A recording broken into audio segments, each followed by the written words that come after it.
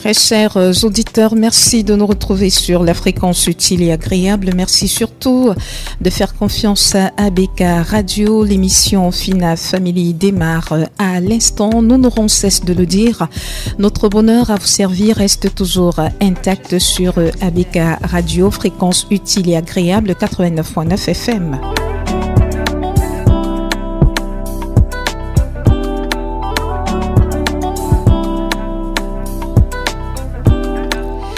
La séparation des parents comme source de blessures émotionnelles chez les enfants, tel est notre thème de Fina Family du jour. La séparation des parents est une situation singulière différemment vécue selon les familles et les enfants. Cela ne se passe pas toujours de manière harmonieuse.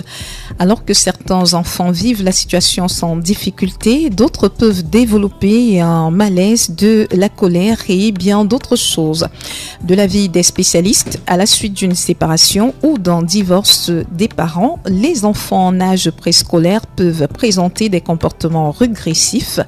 Ils peuvent être envahis par un sentiment de culpabilité, des troubles du langage, de l'anxiété et de la tristesse.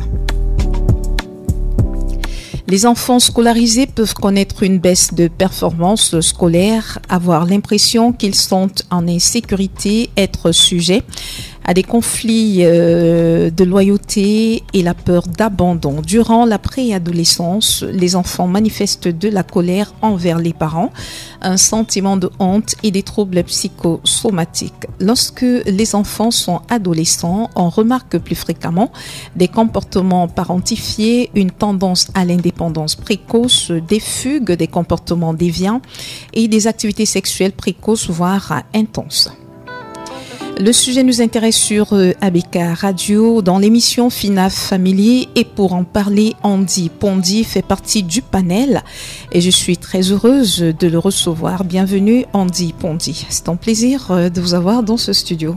Merci, bienvenue aussi à vous, Madame Fikek. Merci. Oui, donc à vos côtés, elle est là, Dame Dimone et Barbara Ekoto. Elle est coach familiale, spécialiste de la santé mentale. Elle est une habituée de ce programme. Bienvenue, Dame Dimone. Merci, c'est un plaisir toujours renouvelé d'être avec vous, ABK, et c'est un plaisir d'être aujourd'hui avec Monsieur Pondy. Oui. On va donc s'intéresser directement à la vie de ces enfants qui ont quelquefois été détruits par la décision prise par les parents de se séparer, eux qui se sont pourtant dit « je t'aime, je te quitterai jamais, pour rien au monde, je te laisserai jamais tomber, je serai toujours à tes côtés », mais un de ces quatre matins, il arrive que les deux se disent qu'il y a des incompatibilités d'humeur, ils n'arrivent plus à se supporter, ils n'arrivent plus à se parler, ils n'arrivent plus à se comprendre. Alors Andy Pondy, quel âge aviez-vous? Parce que vous êtes un cas d'école, vous êtes passé par là. Quel âge aviez-vous quand les parents se sont séparés? Entre 11 et 13 ans. 11 et 13 ans. Oui. Vous étiez en muse? Bon, oui, si on peut dire ça. Dire chouette, pourquoi pas. Tout jeune, oui. Qu'est-ce qui s'est passé? Bon, ça c'est leur vie. Ils ont fait ce qu'ils avaient. Bon, après, on est là aussi pour essayer de comprendre. On prend les choses un peu plus au sérieux, voilà, justement. Oui. Il y avait des disputes, des désaccords, des querelles, et puis oui. Ça en est suivi une séparation. Et puis la famille a été disloquée. Oui. Une séparation qui est arrivée tout d'un coup, ou alors il y avait des... Ça a pris un moment, c'est quoi, je parle de 11, c'est quoi, de 11 ans à 13 ans, oui. Carrément, Mm-hmm. De 11, donc il y a eu le temps que tout ça s'installe, oui. Et c'est au bout de mes 13 ans que finalement... Donc à partir de 11 ans, il y avait déjà des petites disputes. En tout cas, je l'ai vécu, on va dire, 3 ans par là. Oui. Pendant 3 ans, c'est-à-dire entre 11 ans et 13 ans, vous viviez déjà ces mésententes, ces conflits à la maison. Tout à fait. Et comment ça se passait? Est-ce que vous avez une idée de ce qui était à l'origine des conflits entre les parents? Bon, à cette époque-là, il y avait encore ce qu'on appelle le secret, c'est-à-dire qu'on constatait juste qu'il y avait un changement d'attitude, d'humeur, oui. de comportement. Il y avait des voix qui s'entendaient quand même si on ne comprenait pas de quoi il s'agissait, c'était différent. Et puis, Oui, il fallait analyser et comprendre qu'il se passe un truc d'inhabituel. oui, entre papa et maman. Et pendant la période de conflit entre les deux parents, est-ce qu'il arrivait qu'ils essayent de vous introduire ou de vous mettre la puce à l'oreille? Est-ce qu'il arrivait à l'un des parents de vous dire voilà, ta mère, elle a fait ci, elle a fait ça, ou alors ton papa, il a fait ci ou il a encore fait ça? Est-ce que les deux essayaient de vous toucher en bout de ce qui se passait entre eux? Bon, c'est vrai qu'il y a eu une phase explicative des choses, au-delà de ce qu'on constatait, au-delà de ce qu'on comprenait. Il y a eu chacun, à un moment donné, sa version, selon des situations. Oui. Et il fallait se retrouver au milieu, en fait. D'accord. Et Dame Dimo, est-ce que vous pensez que les parents intègrent les blessures émotionnelles de leurs enfants dans les conséquences d'un divorce ou d'une séparation? Oh non, pas du tout. Je ne suis sur 100 parents qui divorcent, je ne suis pas sûre qu'il y en ait 5 qui réfléchissent aux conséquences en termes de blessures émotionnelles chez les enfants. Oui. Il faut dire que quand deux personnes se séparent, elles ont des difficultés. Elles se sont mises ensemble pour vivre ensemble pour toujours. Elles ont des difficultés émotionnelles, elles ont des difficultés de communication, elles n'arrivent plus à se comprendre et à s'entendre. Et elles se préparent à cette éventualité. Effectivement, dans le cas de M. Pondy, ça a pris 3 ans. C'est-à-dire qu'il y a du temps pour commencer à se dire peut-être que ce mariage va s'arrêter, peut-être qu'on ne va pas y aller jusqu'au bout. Ils ont pris du temps pour pouvoir maturer l'idée, tomber sur l'idée du divorce, travailler dessus et finalement arriver à se séparer. Mais malheureusement, ils viennent directement avec l'information généralement la basader au niveau des enfants qui, eux, n'ont pas eu le temps de préparation que ces parents ont eu. Eux, ils en ont eu besoin et ils ne constatent pas, ils n'ont pas l'impression que ces enfants ont besoin de ça en se disant que ce sont des enfants. Mais ces enfants voient, ces enfants entendent. Et ces enfants reçoivent des choses de face en vrac. Plus ils sont petits, plus ils reçoivent ça en vrac. Et ils gardent beaucoup de séquelles de ça. Donc non, aujourd'hui, il y a très très peu de parents. Et la plupart des gens qui ont des soucis émotionnels aujourd'hui ont eu une séparation de parents, pour la plupart, lorsqu'ils étaient plus petits. C'est pas du tout considéré, malheureusement, de nos jours. Est-ce qu'il est arrivé pour Andy Pondy, lorsqu'il était au milieu de tout cela, de culpabiliser, de se dire que certaines choses qui sont en train d'arriver pourraient arriver à cause de lui? Ou de ses frères? Oui, forcément, parce que c'est des scènes de famille, c'est-à-dire que parce que tu as fait une bêtise, papa peut par exemple râler, et après ça retombe peut-être sur la mère ou inversement. Du coup, toi en tant qu'enfant, tu te dis à un moment donné, il se dispute à cause de moi. Oui. Tu vois? Et à ce moment-là, bon, qu'est-ce qu'on fait? Certains parents arrivent quand même à trouver l'équilibre, à pouvoir amener l'enfant à comprendre. Moi, j'avais des capacités à situer le problème. C'est-à-dire que je sais que c'est pas de ma faute. C'est-à-dire que ces deux adultes, ils ont leurs problèmes. Moi, je suis un enfant et je dois l'intégrer tel quel et prendre ma position. Mais plus loin, quand même, je me souviens que j'avais essayé de les réconcilier. C'est-à-dire que j'avais été un peu, comme on dit...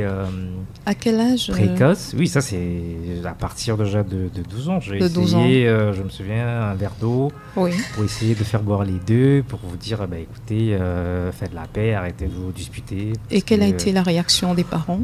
Bon, ça a duré le temps de m'écouter. Alors ils vous ont dit le problème ne te concerne pas, parce que très souvent aussi c'est la réponse que les parents donnent aux enfants.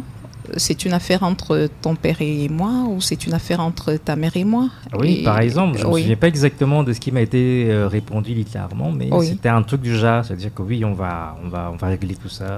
C'est même genre, il n'y a pas de problème. Oui. Mais après, donc, cette tentative de réconcilier vos parents, qui visiblement n'a pas abouti, comment est-ce que vous vous êtes senti? Bon, forcément, tu te sens mal. Oui. C'est-à-dire que tu avais une famille fonctionnelle. À un moment donné, elle est un peu cassée. Il y a un dysfonctionnement, il y a des peurs. Que voilà, est-ce qu'ils vont encore... c'est-à-dire, entre frères, on se demande est-ce que ces deux-là ce soir vont nous servir un show ou pas. Oui. Bref, on est plus ou moins préparé à cela et on se pose des questions. Et quand ça arrive, bon, ils ont recommencé. Parce que c'était devenu récurrent. C'était quoi en fait la fréquence des disputes? Bon, ça, c'était plus ou moins quoi, tous les 2 jours. Oui. Plus ou moins tous les jours. Du moins, il n'y avait pas une semaine qui passait sans que il y avait sans qu'il y ait des querelles, des disputes. Oui. Et pendant cette période, comment est-ce que vous viviez cette situation, peut-être à l'école? Est-ce que vous en parliez avec vos camarades? Est-ce que vous en parliez avec vos enseignants? Est-ce que quand vous arriviez à l'école, l'idée essayait, en fait, tout le film de ce qui se passait à la maison refaisait surface dans votre tête à quelques moments de la journée que ce soit? Comment ça se passait vos journées à l'école? Alors, je me souviens très bien et ça rejoint ce que je suis devenu aujourd'hui parce que ça vient c'est-à-dire de mes prérequis. J'ai la capacité à faire la part des choses. Oui. Quand je vais à l'école, je vais à l'école. Ce qui se passe à l'école se passe à l'école. Oui. Ce qui se passe à la maison. Et c'était un peu aussi ça l'éducation parce que, comme on dit, enfant de barrière... voilà, quand tu partais de l'école, dès que tu rentrais dans le portail, c'était terminé jusqu'à demain. On pouvait sortir, aller au cinéma avec papa, aller en visite chez des cousins, cousines, mais il y avait des activités qui nous étaient interdites. Je pense que ça a permis peut-être qu'à un moment donné, je sache faire la part des choses. C'est quand je suis à l'école. Je suis à l'école. Quand je rentre à la maison, là, je suis à la maison et je suis dans un contexte totalement différent avec les éléments qui vont avec. Oui. On comprend que pour vous, la situation vécue à la maison ne vous affectait pas une fois que vous traversiez le portail de la maison. Dame Barbara Dimo, est-ce que c'est tous les enfants qui ont donc justement cette capacité de discernement, de faire la part des choses, de ne pas se laisser envahir par toutes les scènes tristes qu'ils vivent à la maison? Est-ce qu'il y a des enfants qui pourraient être affectés par ce qu'ils vivent à la maison une fois qu'ils se retrouvent à l'extérieur de cet environnement? Alors, j'ai même envie de lui poser une question pour répondre à votre question, Sidonie, de poser la question à M. Pondi. Est-ce que vous avez repris une classe pendant cette période? Peut-être pas pendant cette période, mais est-ce que vous avez repris une classe pendant le collège? Non, pas du tout. Pas du tout. J'ai eu un cursus normal jusqu'à ce que je rentre dans ma phase pubère. D'accord. Oui. Ok. En fait, il y a beaucoup d'enfants. Chaque enfant... Ça dépend de tellement de choses, la réaction de l'enfant. Ça dépend de comment s'est passée la séparation. Oui. Ça dépend de la préparation qu'on a fait avec l'enfant. Ça dépend même du type d'enfant qu'on a en face. Ça dépend de l'attachement que l'enfant avait aussi vis-à-vis de ses parents. Du parent qui part ou de ses 2 parents. Alors, plus l'enfant, il y a des enfants qui sont vraiment très, très attachés et qui sont très attachés au cadre de vie qu'ils ont. C'est-à-dire qu'ils ont un cadre de vie, tout est défini par rapport à ce cadre de vie-là. Quand ils vont à l'école, ils réussissent, c'est aussi parce qu'en bas, ils savent que quand ils rentrent, les parents sont fiers d'eux. Oui. Ils ont un environnement de vie qui dépend fortement de la maison. Tout est lié, tout est corrélé, si on peut dire ça comme ça. Et ça, c'est pour la plupart des enfants, ça se passe comme ça. Et lorsqu'il y a quelque chose qui détruise cette harmonie, je vais dire ça comme ça, sur le plan sensoriel, sur le plan émotionnel de l'enfant, ça joue sur toute la chaîne. Ça joue sur le plan scolaire pour certains enfants et pour la plupart d'ailleurs, mais ça peut également jouer sur des comportements que l'enfant a. Il y a un comportement qui revient souvent, et je l'ai souvent dit ici, c'est quand l'enfant perd la propreté. Il y a des enfants qui ne faisaient plus pipi au lit et qui se retrouvent en train de faire pipi au lit. Ils sont en train de faire comme des manifestations somatives. C'est-à-dire qu'ils ont reçu un choc. Oui. Ils n'imaginaient pas que leurs parents pouvaient se séparer. Le choc est tellement fort, ils ne savent pas mettre les mots dessus. Certains vont devenir violents à l'école.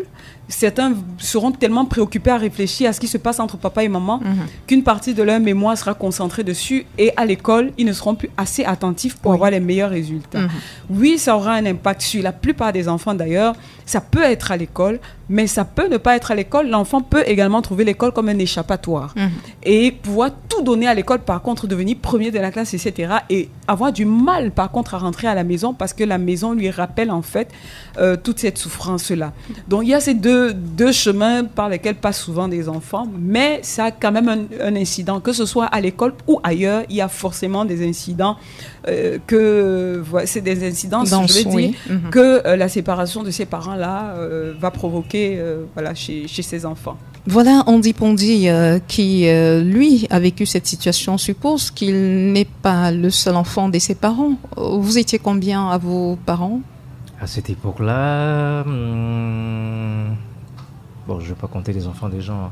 On était 5, je crois. Oui, vous étiez 5, les enfants. Est-ce que vos frères ont vécu la situation de la même manière que vous? Est-ce que ils ont pu faire la part des choses entre ce qui se passait avec les parents et ce qui aurait pu constituer leur vie de tous les jours? Non, ils étaient plus jeunes et... vous êtes l'aîné? Oui, parmi les aînés. Oui. Les aînés, là au-dessus, et ils étaient plus jeunes et ils ne percevaient pas évidemment les choses par rapport à l'âge comme moi, où ils n'avaient pas la capacité de pouvoir comprendre vraiment ce qui se passe et à mettre des mots. Oui. Ils constataient juste des choses, mais au final, quand tu analyses, ça peut être... c'est pas l'effet du hasard. Quand tu regardes leur vie après, tu te rends compte que il y a même des schémas qui ont été reproduits. Qu'est-ce qui s'est passé par la suite? C'est pas dans mon cas, mais il y a... En fait, de façon globale, qu'est-ce que vous avez remarqué? Oui, aujourd'hui, il faut s'ouvrir parce qu'on a besoin de tout cela pour... Aujourd'hui, quand j'observe, c'est des personnes brisées en fait. D'accord. Ils sont brisés, ils sont pas... Comment se manifeste... Au-delà de... C'est pas le fait qu'il n'y ait pas quelqu'un qui soit vraiment marié, ou qui vive dans un couple harmonieux. Non, c'est leur comportement de façon générale. Ils sont Qu'est-ce qui revient très souvent? Ils sont très émotionnels, ils sont très affectés par la moindre situation. Ils n'arrivent pas vraiment à... C'est-à-dire les problèmes qui leur arrivent dans leur couple, c'est des problèmes dus à leur névrose en fait. Parce qu'ils n'ont pas réussi à faire le deuil de tout cela et à pouvoir se développer. Et du coup, ça les rattrape. Oui. Ça les rattrape absolument. C'est-à-dire que là, il n'y a pas quelqu'un qui est marié, de chez marié. Oui. Non, mais ils ont des enfants. Oui. Ils ont eu des relations. Oui. Et puis, voilà, c'est dû forcément à cela. D'accord. Donc, vous essayez de faire le lien entre la vie et de couple qui a du mal à se consolider et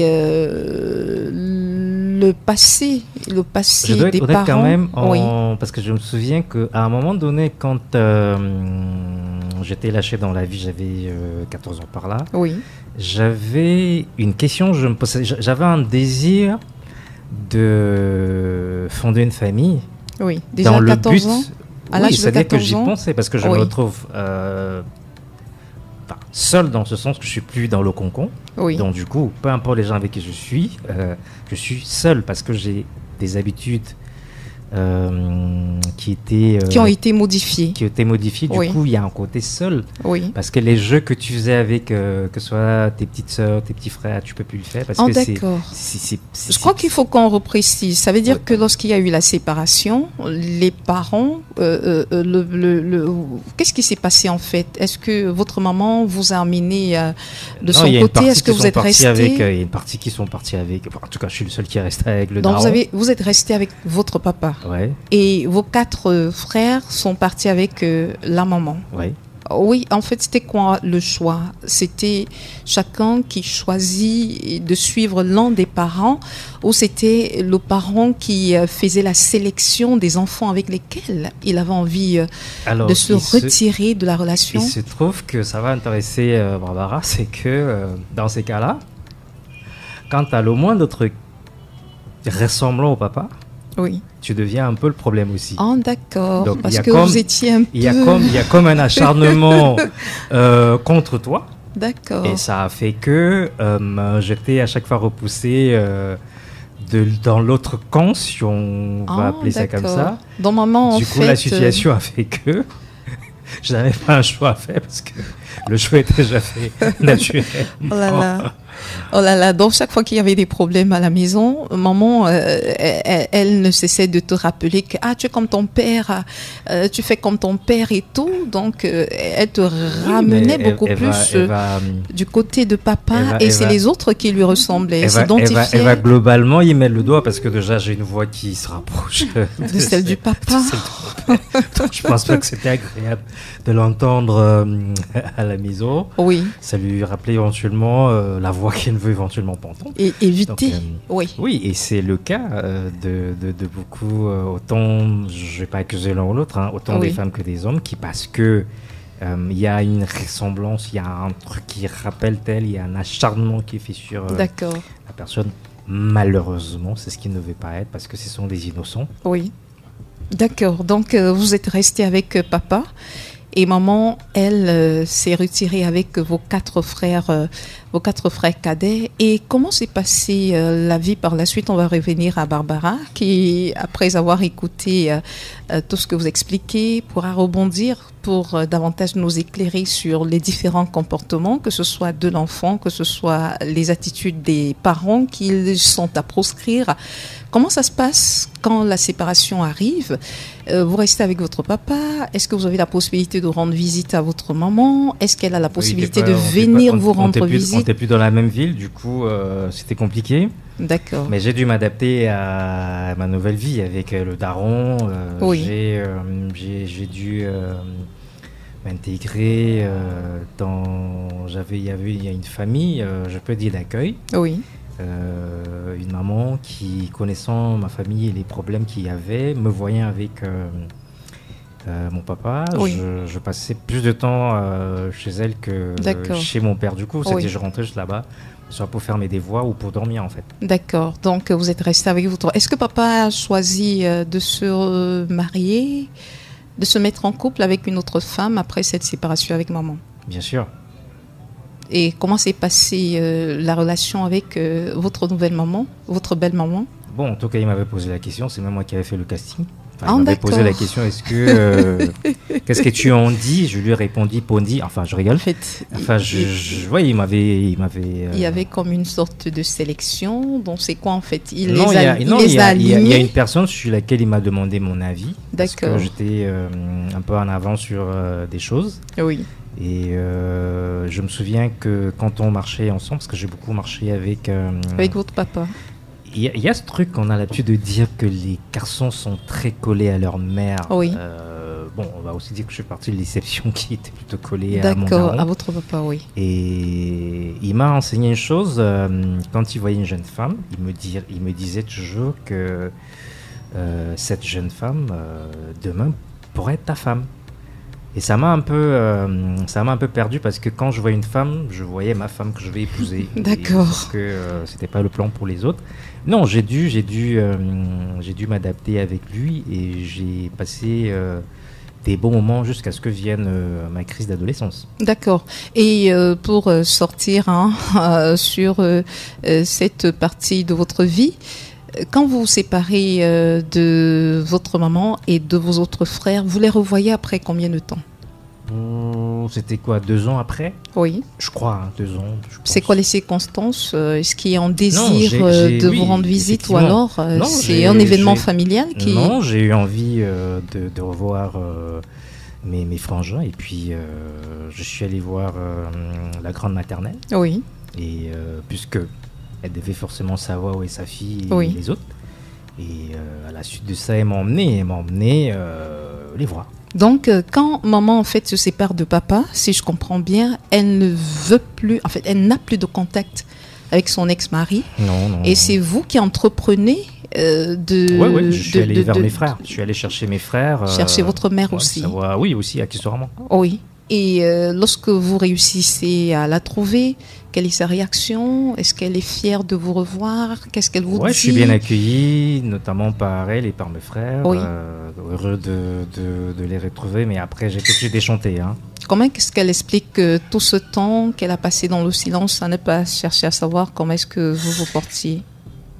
Bon, j'ai pas de névrose, du coup, j'allais pas là-bas régler mes comptes. Moi, j'étais content de retrouver mes frangins, et voilà, c'était ça le plus important. D'accord. Dame Barbara Dimo, on a donc écouté cette histoire qui, toutes nos excuses pour tous ces bruits que vous pouvez entendre en fond, très chers auditeurs. On a donc écouté toute cette histoire, très chers auditeurs. Dame Dimo, vous également, vous avez écouté tout ce qui est expliqué par Andy. Est-ce que vous pouvez nous expliquer comment ça peut se passer qu'une maman peut-être se sépare de son fils, qu'elle passe autant de temps sans toutefois chercher à avoir des nouvelles de lui? Bon, elle n'a rien à faire avec le mari, son ex-mari, on peut comprendre, mais quand même, son ex-mari est resté avec l'un de ses enfants. Ça, c'est dans de deux. On a donc un enfant qui, lui, est resté avec son papa. Son papa a commencé à l'initier, en fait, à solliciter son avis dans ses choix d'adulte. Là encore, est-ce que c'est problématique? Et on va déjà s'arrêter là pour ce qui est des éléments, des réponses que nous attendons de vous. La première chose à dire, c'est que forcément, beaucoup de parents font ça. Ils projettent le comportement, c'est-à-dire qu'ils projettent la trahison de leur partenaire sur l'enfant qui choisit, on va dire entre guillemets, le camp du partenaire. C'est pour ça que c'est tellement délicat. La pire des choses à faire, c'est de mettre un enfant face au choix de devoir détester une personne ou de devoir diaboliser une des personnes par rapport à l'autre. Ça, c'est la pire des choses que vous pouvez faire à vos enfants. Les enfants ont besoin d'idéaliser leurs parents. Ma maman est la plus belle, mon papa est le plus fort. Les enfants ont besoin de vivre dans un cadre idéal, c'est-à-dire que leurs parents sont, comme je veux dire, le socle. Les parents pour les enfants, c'est Dieu, quoi. C'est Dieu. Après, le Dieu du ciel, c'est leur Dieu. Oui. Et quand vous venez diaboliser le parent qui est censé représenter une divinité, si vous voulez, pour lui, ça devient délicat. Parce que vous êtes en train de détruire la constitution de l'enfant. Je vais vous expliquer quelque chose. Le père, tout à l'heure, il parlait, je l'écoutais avec beaucoup d'attention. Pour tous les garçons, le père, c'est celui que le garçon va devenir. C'est le modèle. Le garçon regarde son père et peu importe ce que son papa dira, il aura plus tendance à copier son père, il aura tendance à être cette personne-là que son papa a été. Et pour la fille, la jeune fille, le papa sera le futur mari. Oui. C'est-à-dire qu'elle va regarder en lui les qualités, etc. Et ça définira son choix inconscient de mari demain après-demain. Mm-hmm. C'est-à-dire que la place d'un père est prépondérante dans la vie de ses enfants. Alors, quand il y a un problème comme celui-là, où on doit, par exemple, détester son père parce qu'il a fait ci, parce qu'il a fait ça, ça joue sur la constitution, sur les relations, sur la fabrication de la relation étant adulte. De la fille vis-à-vis de ses partenaires, de son futur conjoint, comment elle fera son choix, etc. Puisqu'elle a détesté cette personne-là, oui. Sa maman l'a entraînée, par exemple, à détester. Ou le cas contraire, ta maman est comme ci, ta maman est comme ça. Vous ne devez absolument pas intégrer vos enfants dans vos conflits conjugaux. C'est-à-dire que les intégrer en poussant les enfants à faire un choix entre vous. Maintenant, quand l'enfant fait le choix, la maman va considérer, par exemple dans son cas, que c'est une trahison. Elle y a presque poussé parce que elle avait l'habitude de l'assimiler à son papa. Au-delà même de l'assimiler, c'est un enfant qui a certainement grandi avant son temps. Et c'est un enfant qui avait cette maturité rapide et qui prenait l'exemple sur son père. Jusqu'aujourd'hui, il parle de son père. Quand il parle de son père, il a de la lumière dans les yeux. C'est-à-dire qu'il regardait son père, il voulait être son père, ce qui est normal. Mais la maman, pour elle, c'était une trahison. C'est pour ça qu'il faut comprendre que lorsque vous êtes en train de créer une séparation, lorsque vous êtes en train de vous séparer et que vous ne considérez pas les enfants, un cas comme celui-là peut arriver facilement. Pourquoi vous mettez les enfants face à cette dure décision, cette décision délicate de choisir entre deux personnes qu'ils aiment? Quand vous les mettez face à cette situation, quelle que soit la personne qu'ils choisiront, vous allez être en difficulté. Vous allez détester cet enfant parce que finalement, il a choisi le camp de l'autre. Je connais une jeune dame, elle a aimé son père, elle a tellement aimé son papa un peu, mais quand son papa est parti, quand sa maman est partie de la maison avec les enfants, elle est restée dans la maison, son papa avait découché. Elle est restée toute seule dans cette maison jusqu'à ce que son papa revienne. Et sa maman et elle n'ont jamais pu rétablir les relations. Aujourd'hui, ça fait plus de 30 ans. Elles n'ont jamais pu avoir des relations cordiales entre elles. Parce que pour la maman, c'était une trahison qui s'est passée. Elle n'a jamais réussi à surmonter ça. Et chaque fois, elle disait à sa fille, c'est à cause de toi, c'est à cause de toi. Déjà que l'enfant prend sur lui ce qui est en train de se passer. Et parfois, il se dit, peut-être c'est parce que j'ai été têtu. Il le disait tout à l'heure. Peut-être c'est parce que je suis pas un assez bon enfant. Peut-être c'est pour ça qu'il se sépare. L'enfant est perturbé déjà par votre séparation. L'enfant est perturbé dans son développement cognitif. C'est-à-dire que vous êtes en train de détruire sa structuration émotionnelle, sa structuration sociale, par votre séparation, par vos problèmes que vous avez. Oui. Ça joue forcément sur cet enfant-là. Donc, ce n'est pas du tout conseillé. Je ne recommande pas du tout de prendre vos enfants, de les mettre au cœur de votre polémique. Ils n'ont rien à voir. Oui. N'oubliez jamais que vous êtes choisi par vous-même. Les enfants n'ont pas choisi d'être là. Les enfants ne sont pas tenus de subir en fait les aléas de cette séparation-là. Par ailleurs, M. Pondy et ses frères, c'était des pauvres innocents. Ils étaient dans une bulle, ils avaient juste besoin de vivre leur innocence. On leur a arraché leur innocence.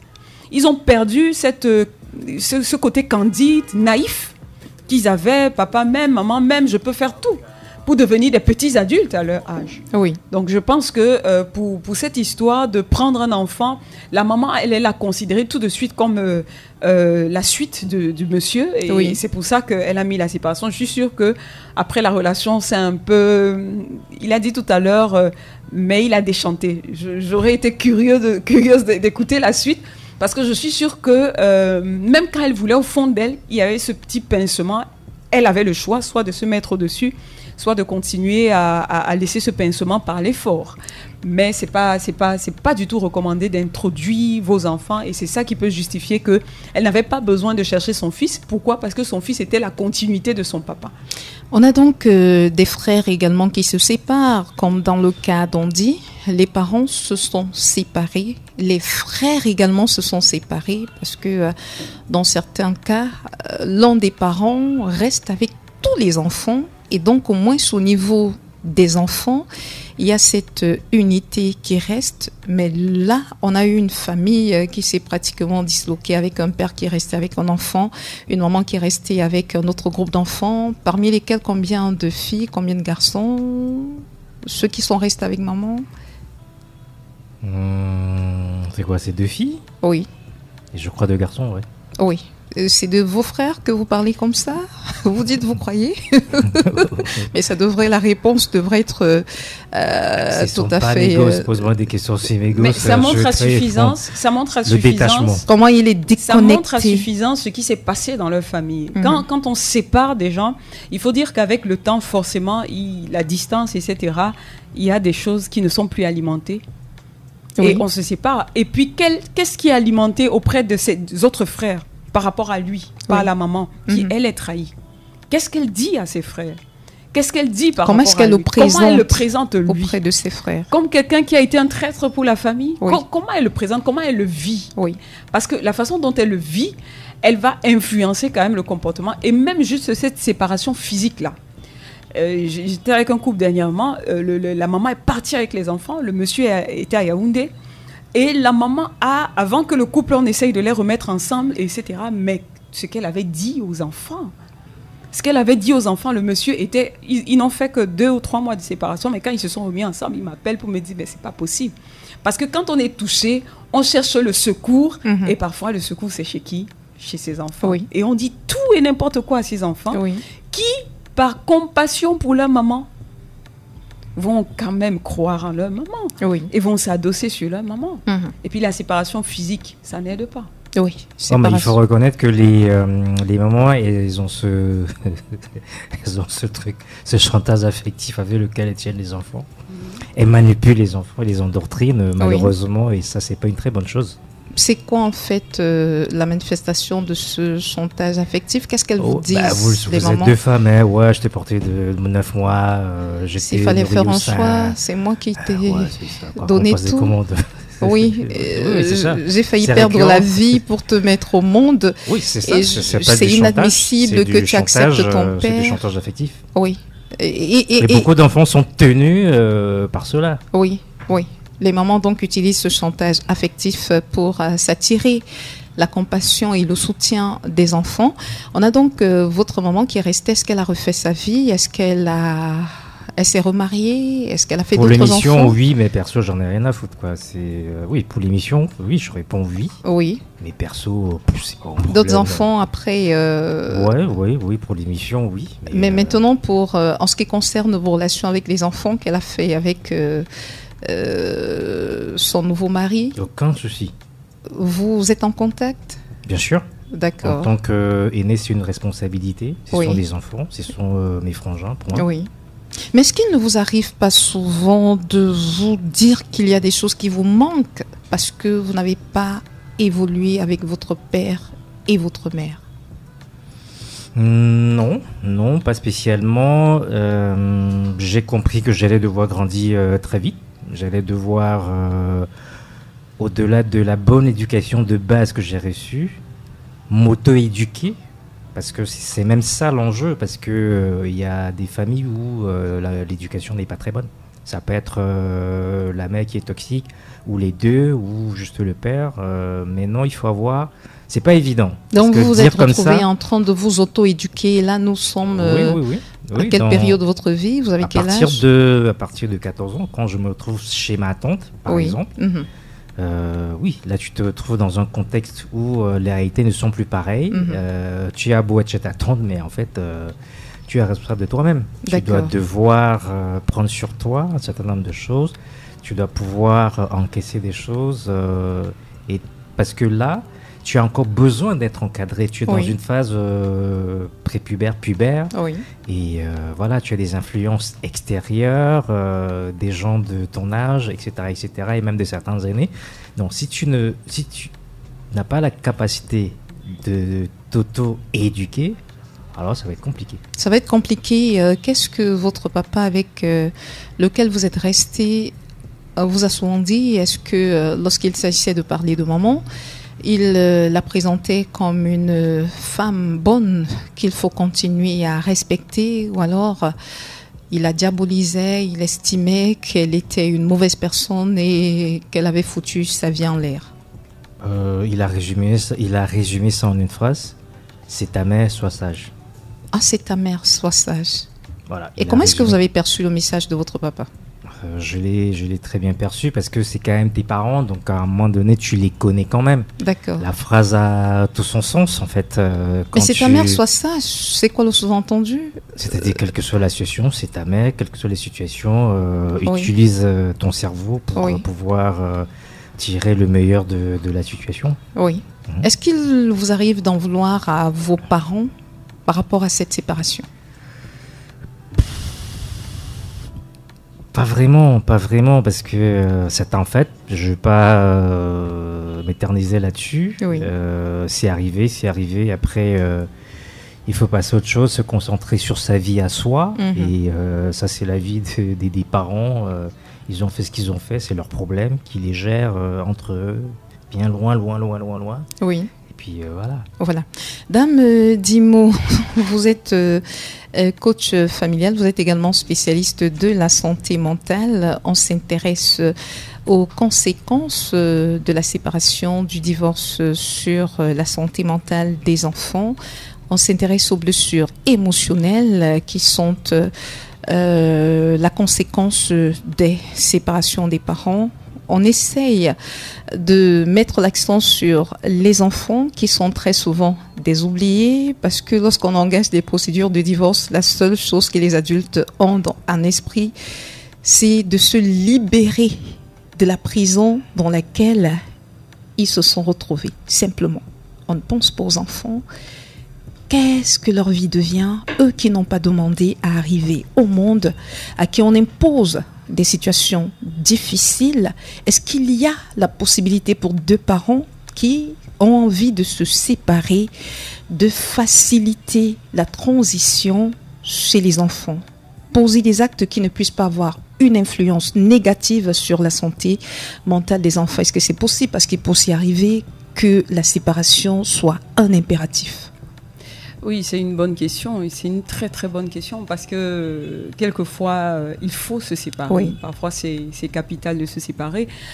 Tout comme moi, j'encourage vraiment les uns les autres à faire tout ce qui est en leur possible pour sauver leur foyer. Mais quand il y a des cas de mort d'homme ou de violence, il faut réussir à préserver sa vie en fait. Donc moi, je suis vraiment pour le mariage. Je suis une ancienne traditionnelle sur ce sujet-là. Et j'encourage vraiment tous ceux qui nous écoutent à se battre pour votre mariage. C'est l'une des plus belles choses que vous pouvez faire pour vos enfants, de leur présenter un beau mariage, parce que ça permettra à ces enfants d'être plus équilibrés. Et avant de répondre un peu à votre question, je voudrais dire, M. Pondy est beaucoup plus touché que ce que vous avez l'impression. Il donne l'impression d'être la superficialité détachée, mais il l'a fait. Tout ce qui est arrivé. Il l'a fait pour pouvoir avancer. Oui. Mais les blessures sont profondes. C'est très profond. Moi, quand je l'écoute, je sais que c'est profond. Je peux lui poser une seule question. Deux questions. Quelle est la relation avec sa maman? La deuxième question, quelle est la relation maritale aujourd'hui? Et dès qu'il répond à ça, moi, je passe à autre chose. On dit, la relation avec maman, c'est comment? Bon, c'est ce qu'elle a créé elle-même. Mon père, c'est mon pote. non, mais sincèrement, en fait, son père, c'est son pote. Vous avez une relation de maman, je t'aime, tu es, etc. J'ai pas besoin de l'aimer, c'est ma mère. Ok, pas besoin d'aimer. Et ça, c'est très profond. Et avec votre épouse aujourd'hui? Laquelle? Vous êtes marié plusieurs fois? J'ai pas d'épouse, donc non, mes rapports avec une femme, c'est normal. Je sais faire la part des choses quand même. Est-ce que Andy est marié? Non, pas du tout. Est-ce qu'Andy a eu une vie? J'en ai eu, j'en ai plus, et j'en aurai, j'espère. Voilà. Donc, ça répond à votre question. Je ne veux pas entrer dans les détails. Ça répond à ma question. Ce que je veux dire, c'est que cette situation a eu un impact dans sa vie. Oui. Et pour pouvoir s'en sortir, il y a certains enfants justement qui mettent ça de façon très légère pour pouvoir s'en sortir. Il y a des blessures qui sont très profondes. Les blessures, mais pourquoi maman tu me fais ça? Et même si aujourd'hui on dit elle a choisi, etc. Mais on en veut à cette maman qui au fond nous a abandonnés, qui nous a lâchés au moment où parfois on avait le plus besoin d'elle et qui est partie sans tenir compte de nous. Et quand un enfant se lève pour chercher son parent, c'est tellement, c'est un pas que l'enfant fait. Et quand on ne répond pas à ça de la bonne façon, il y a comme une déchirure qui se passe également dans le cœur et qui est très difficile à rattraper dans la relation avec le parent. Sauf que ça joue quand même sur la confiance qu'on a dans la structuration de sa future relation. Ça joue sur la confiance qu'on a dans la femme. Vous voyez, ça joue sur jusqu'où on peut tolérer certaines choses. Parfois, dès qu'on voit quelque chose qui ressemble d'ailleurs à ce que cette maman faisait, on s'éloigne, on part, parce qu'on ne veut pas passer par tout ce par quoi on est passé. On ne veut pas resubir tout ce qu'on a subi. Il y a la blessure de l'abandon qui est là. On a peur d'être abandonné. Parfois, on devient même dépendant. On développe la dépendance affective vis-à-vis de la nouvelle personne qui arrive, parce que cette personne répond à ce vide affectif qu'on a eu quand on était dans le passé. Vous voyez. Et parfois, on tombe dans le rejet. On a été tellement rejeté qu'on refuse de rentrer en relation parce qu'on ne veut plus être rejeté. Tout simplement. Et on a été humilié, on a subi toutes ces choses-là, on a été profondément trahi. Et cette trahison fait qu'on n'arrive plus à faire confiance 100% à tout. Ça joue sur la vie d'un être humain, la séparation. C'est pour ça que moi, je suis très fière de lui qu'il soit là pour décrier. Il faut que les parents se rendent compte que le fait de vous séparer en tenant compte uniquement de vous, de ce que je sens. Et souvent, c'est juste par orgueil. C'est-à-dire que vous avez un problème et il y a un orgueil mal placé qui se place. Personne ne veut se rabaisser, etc. Et puis on dit, moi, je vais trouver un autre homme, moi, je vais trouver une autre femme. On se sépare, on se sent. C'est-à-dire qu'on ne tient pas compte des enfants. Et ces enfants, ce sont des bras cassés pour la société demain. Ils vont être obligés de se battre, d'entrer dans les églises pour essayer de trouver un équilibre.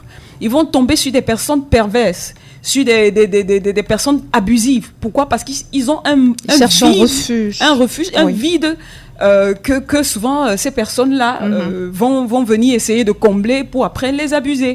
Vous voyez, et ce vide est visible. C'est un abyssal qui est visible. Pour ceux qui regardent attentivement, on voit que vous êtes malade. Je dis souvent, quand vous êtes malade dans la jungle, c'est comme un animal qui a du sang, vous attirez les prédateurs. Oui. Et donc, vous êtes en train de détruire vos enfants. Vous détruisez vos hommes, vous détruisez vos femmes. Et souvent, les hommes et les femmes vont reproduire le même schéma qu'ils ont vécu à la maison. Si le monsieur était violent, vous allez voir un jeune garçon qui devient violent dans son nouveau foyer. Pourquoi? Il faut faire très attention. Le foyer, ce n'est pas un jeu. C'est pas un amusement, on n'y va pas pour juste le sexe, ce n'est pas ça, c'est quelque chose de plus profond que ça. L'engagement est tellement dur, lourd, il y a un impact sur des familles, sur les enfants, sur les générations qui arrivent. Il faut faire attention quand on va se marier, il faut faire également attention quand on se sépare. Maintenant, pour revenir sur votre question, oui, on peut bien se séparer. On peut bien se séparer parce que souvent les enfants sont, témoins de la gravité. Ils voient comment, par exemple, on a battu leur maman, elle a été presque à la mort. Parfois, c'est l'enfant qui va dire, maman, il faut partir. Parce que l'enfant a également cet instinct de protection, c'est sa maman. Et je ne veux pas voir ça. L'enfant est perturbé émotionnellement entre le ça, le moi et le surmoi, parce que je dois aimer mon père, mais j'ai envie de le haïr. Je fais comment? Voyez-vous, perturbez tellement vos enfants, mais l'enfant est conscient que ici, maman peut partir. Et l'enfant va vous dire partez. Ou quand papa, vous allez partir, parce que maman peut vouloir réagir dans le cadre de la défense et puis ça dégénère. Ça dégénère. Et puis il y a même des femmes qui sont violentes, par exemple, qui vont verser l'huile sur les maris, qui vont faire des choses, s'amuser à prendre le couteau, essayer on a vu de tout. Poignarder, Mais quand l'enfant se rend compte, les enfants ne sont pas idiots. Les enfants voient, ils comprennent très facilement. Même ils sollicitent le secours, des tiers. Oui, ils ont envie que tout ça cesse, parce que c'est un traumatisme quotidien. Voilà. Et oui, effectivement. Oui. Et vous vous rendez compte que cet enfant-là, quand il se retrouve dans cette situation, lui, quand vous vous séparez, maintenant, il faut savoir qu'il y a le couple de l'homme et la femme amoureux, il y a le couple, les parents. Il y a les parents. Pour les enfants. Pour les enfants. Si le couple se sépare, il faut que les parents soient unis pour les enfants. C'est à ce prix-là que vous allez sauver vos enfants. C'est-à-dire qu'il faut que les enfants ne subissent pas, les aléas de votre couple, mais il faut que de 2, vous prépariez tranquillement vos enfants, et de 3, que vous puissiez maintenir le même amour de part et d'autre vis-à-vis de vos enfants, vous voyez. C'est-à-dire que vous devez aimer vos enfants comme avant. Vous ne devez pas parler mal du parent, de l'autre parent. Vous devez permettre à l'enfant de naviguer entre les parents sans problème. Il peut même être très heureux en se disant moi, j'ai 2 maisons. Quand je suis énervée, je peux aller. Il y a des avantages. Il y a des avantages qui peuvent même se créer. Il manipule les 2 parents. Il peut manipuler les 2 parents, avoir de l'argent. Je dis que vous pouvez réussir à transformer cette situation. Et j'ai bien aimé parce qu'il me dit je me suis retrouvée chez ma tante. Une des choses qui a sauvé également M. Pondy, c'est qu'il avait quand même une figure maternelle. Oui. Même si elle était difficile, elle était un peu concentrée sur elle, je suppose, mais au moins c'était une maman qui était posée là. Vous voyez, à sa façon, elle était une maman. Oui. Donc il faut absolument que l'enfant ait cette figure maternelle, cette figure paternelle, et qu'il n'y ait pas d'animosité. Pas du tout, ne créez pas d'animosité, ne maudissez pas votre partenaire, etc. Mettez-vous au-dessus de la situation. Allez-y parler avec d'autres adultes. Oui. Mais ne le faites pas devant vos enfants. Ça peut permettre aux enfants de rapidement se relever, de voir qu'il y a une bonne ambiance. Papa peut parler à maman de façon tranquille. On peut se parler parce qu'on est parents. Oui. On est un couple, mais on est également des parents. On a des responsabilités. Et la partie, justement, qu'il faut absolument éviter, c'est de dire à une femme, je te laisse voir avec tes enfants. Vous êtes complètement irresponsable de dire ça parce que ce sont vos enfants. Et parce que ce sont vos enfants, vous devez avoir cette responsabilité, prendre soin de vos enfants et prendre soin sur le plan de la sécurité affective, émotionnelle, sur le plan financier. Vous devez être présent dans la vie de vos enfants. Oui. Quand les anniversaires des enfants sont là, vous devez être présent. Il faut que votre présence soit telle que l'enfant ne ressente pas votre absence. Votre absence, cette cassure-là.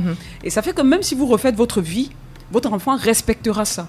Mais si vous ne pensez qu'à vous, vous en foutez, les enfants sont là comme des... Chacun va se battre. Parfois, c'est à l'extérieur, chez les petits copains, que tu essayes de trouver les conseils dans les groupes, tu essayes de te battre. Lui, il disait qu'il a commencé à 14 ans. Aucun enfant ne doit s'éduquer à 14 ans.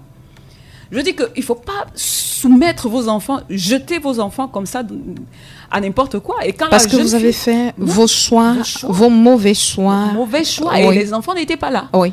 Et quand la petite fille vient avec un bébé, vous allez, machin. Mais c'est normal, parce que vous ne pouvez pas couper. Parce que le côté paternel, par exemple, chacun est important. Le papa a une main dure par rapport à la maman. C'est-à-dire que quand le papa parle, on aura plus tendance, pour la plupart des hommes, l'enfant aura plus tendance à se ranger que quand la maman parle. Oui. L'autorité. Il a une autorité que la fille, par exemple, a besoin. Et quand cette fille n'a pas cette autorité-là, elle va souvent devenir un peu rebelle par rapport à l'autorité de l'homme, par rapport à ceci, etc. Et elle va avoir du mal... Vous voyez, une fille qui évolue comme ça, elle va avoir du mal à se mettre sous l'homme, elle va avoir beaucoup de mal à... Et ce sont les conséquences, en fait, de cette séparation qui n'a pas tenu compte d'eux. Oui. Et de toutes ces conséquences-là. Voilà. On va sortir. Il y a deux... On n'a plus beaucoup de temps. Oui, voilà, justement. Allons-y. Enfin, il y a deux concessions qu'il faut faire. Oui. Un, quand on est marié, et deux, quand on a des enfants. Lesquelles? Quand on est marié, c'est-à-dire deux personnes qui se rencontrent, deux éducations, deux univers différents. Tu dois faire des concessions pour être avec la personne. Il y a des choses que tu dois devoir céder. Quand vous vous séparez, il va falloir faire doublement des concessions pour pouvoir encadrer les enfants. Qu'est-ce que Andy Pondy s'est dit après cette expérience qu'il n'aurait pas souhaité vivre? Qu'il serait quel type de papa pour ses enfants? Ce sont mes potes, ce sont mes amis. Avec leur mère, ce sont nos amis. Donc, sur ce point, on a consensus. Il faut créer l'équilibre. Jamais je dirais du mal de leur mère après une séparation, ça sert à rien. Pour moi, c'est... Moi, quand c'est l'anniversaire quand c'est la fête des mères, je leur fais un message pour leur dire combien ils ont la chance d'avoir leur maman qui bien que vous soyez oui, parce que ça contribue à ce que elle le fait pas, mais c'est pas un problème. Moi, je fais ce que j'ai à faire et jamais faut aller dire que maman fait ci, maman fait ça. Non, c'est votre maman, faut l'aimer, faut obéir, faut l'écouter. Vous avez un souci, appelez-moi, parlez-moi, je suis là pour vous écouter. Et puis voilà. Est-ce que ce qui est arrivé également avec maman vous a permis, lorsque vous établissiez les différents critères de choix de femme, de tout faire pour ne pas vous retrouver sur le chemin d'une femme qui pourrait ressembler à maman? Oui. S'il y a des choses qui ne m'intéressent pas, ça c'est clair. Mais moi, je gère ça au cas par cas. D'accord. On va sortir de l'émission Dame Dimo. Qu'est-ce qu'on va retenir de ce passage? Les enfants issus des parents divorcés, certains réussissent à exceller, vous l'avez expliqué, d'autres plongent complètement. Mais comment est-ce qu'on fait pour que tout le monde excelle? C'est possible. Ne vous séparez pas, cher parents. Non, mais plus vraiment de façon plus sérieuse. Faites attention en vous mariant. Je veux dire que ne considérez pas juste des intérêts superficiels en vous mariant. Considérez des choses plus profondes. Considérez les valeurs de la personne. Considérez la spiritualité de la personne. Est-ce que ça vous correspond? Considérez est-ce que la personne a une moralité qui matche avec moi? Mettez la personne dans les problèmes avant de partir en mariage. Je veux dire que créez même des problèmes. Et vous voyez comment la personne réagit, etc. Et quand vous êtes en sécurité par rapport à tout ce que vous avez vu, maintenant, vous pouvez vous marier. En vous mariant, il faut comprendre que le mariage, c'est pas un long fleuve tranquille. Le mariage, c'est de tenir compte de la belle famille, parce que l'un des éléments qui sépare les couples, c'est la belle famille. Il faut savoir que chacun de vous venez d'une famille. Et vous ne pouvez pas décider d'inhiber ça, de faire comme si la belle belle famille où la famille n'existe pas, elle sera une source de problème pour vous. Il faut mettre en place un plan pour qu'il ne soit pas une nuisance, mais plutôt un accompagnement. L'une des choses également qui sépare, c'est l'argent. Souvent, quand le monsieur commence à avoir de l'argent, il commence à avoir un certain type de vie, il faut travailler et réfléchir sur toutes ces choses-là. Et dans 60% des cas de séparation, je regardais les chiffres il y a quelques temps, c'est l'incompatibilité d'humeur. C'est-à-dire que les violences, etc., machin. Regardez avant de vous marier, est-ce que justement on peut être compatible, on peut ceci. On ne se marie pas juste parce que on le disait il y a quelques temps, on veut perpétuer l'héritage financier. Non, on se marie, c'est beaucoup plus profond que ça. Sinon, ça va vous poser des problèmes. Donc, travaillez comment on dit ça, en amont pour éviter une séparation. Et si vous en arrivez à être obligé de vous séparer, vraiment faites tout pour ne pas vous séparer. Il y a plusieurs moyens. Il y a des conseillers conjugaux. Parfois, c'est un petit problème. Moi, j'ai travaillé avec un couple il y a quelques temps. Ils étaient en train de divorcer. Aujourd'hui, ils sont amoureux comme tout. Et je veux dire que toute la famille en parle. Vous pouvez revenir à de meilleurs sentiments. Parfois, ce sont des petites incompréhensions. Parfois, on ne sait pas comment faire. Il y a des conseillers, essayez de voir. Mais s'il arrive que vous devez vous séparer, faites-le de la meilleure des façons. Si vous avez besoin de 2 ans, 3 ans pour vous préparer à divorcer, avoir un avocat à réfléchir sur ceci, prenez également le temps pour réfléchir sur l'impact sur les enfants, réfléchir sur comment on peut faire pour mieux les accompagner, commencer à les préparer en disant que vous savez, dans la vie, parfois on essaye, etc., pour éviter de perdre la vie. Parfois on est obligé de partir, mais ça ne veut pas dire que papa vous aime, maman vous aime autant et notre amour ne changera jamais. Préparez-vous, discutez même avec ce partenaire. Vous n'êtes pas obligé de vous mettre...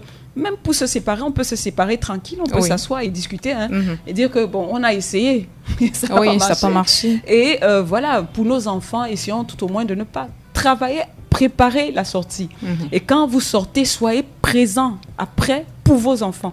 Il ne faut pas qu'il y ait une cassure. Si vous venez une fois, vous avez par exemple une fois par mois une grande sortie avec vos enfants, vous allez vous balader au parc, vous offrez... Soyez présents dans la vie de vos enfants, dans leurs anniversaires. Montrez-leur tout votre amour, que vous soyez séparés ou non. Les enfants n'ont rien demandé, donc donnez-leur toute cette attention, toute cette affection-là. Oui, parce que parfois aussi, lorsqu'on se sépare comme ça, on reconstitue une nouvelle famille, on a une nouvelle femme, on a d'autres enfants, et on oublie ceux qui sont issus du précédent mariage. Et lorsque ça arrive dans ce cas, parce que j'ai le cas d'une personne, elle est aujourd'hui en psychiatrie. Oui. Parce qu'elle est venue en mariage justement avec sa maman qui a refait d'autres enfants. Et elle a été complètement lésée. Le monsieur ne l'aimait pas. Elle en a souffert toute sa vie. Elle essayait de se battre. Finalement, sa tête n'a pas suivi. Donc, il faut faire attention lorsque vous amenez également des enfants à considérer... Chez votre nouveau conjoint. Chez votre nouveau conjoint, considérez énormément de choses. Regardez comment la personne se comporte avec des enfants dans la société. Allez observer au sein de, je sais pas, de son église, observez comment la personne... Mettez la personne en situation, allez dans un supermarché, voyez les petits-enfants, voyez comment la personne... Ne mettez pas vos enfants brusquement dans les bras, etc. Et si vous êtes coincé déjà dans une situation pareille, donnez beaucoup d'amour et beaucoup d'affection à vos enfants et trouvez une autre figure paternelle. Ça peut être votre frère. Envoyez souvent votre enfant chez votre frère pour que l'enfant revoie quelque chose de plus structuré, qu'il reçoive de l'amour sain avant de revenir à la maison et donnez-leur. Mais il faut travailler, il faut réfléchir consciemment. On ne subit pas la vie, sinon la vie va vous emporter. Il faut vraiment de façon consciente mettre en place un plan pour pouvoir s'en sortir. Merci Andy Pondy d'avoir accepté de vous raconter sur que tu mettes quand on a des enfants, il ne faut pas divorcer. Oh non. Quand on a des enfants, il faut continuer. Voilà justement. Voilà, on l'a compris. Le message est passé à travers vos différentes interventions. On a compris que quand on a des enfants, il faut pas divorcer. Dame Dimo. Ça c'est une chanson. Merci, j'applaudis cette chanson. Merci d'être venu, merci d'avoir accepté notre invitation sur Fina Family. À très bientôt dans ce studio. Merci. Merci, chers auditeurs, d'avoir été à l'écoute de cette édition de Fina Family qui a été très spéciale. Merci et à très bientôt sur ABK Radio. Les dérives observées dans la société sont souvent le corollaire de la qualité de l'environnement familial. Changeons notre société à partir de la cellule familiale. Inculquons des principes, des valeurs dans nos familles et la société aura des citoyens vertueux. Fina Family, sans préjugés ni jugement, décrypte les réalités des familles monoparentales, recomposées et conventionnelles. Comprendre ce qui n'a pas marché, mais surtout proposer ce qui pourrait marcher. Fina Family, c'est tous les lundis et mardis, 16h-17h sur ABK Radio 89.9 FM. Fina Family, la famille est sacrée.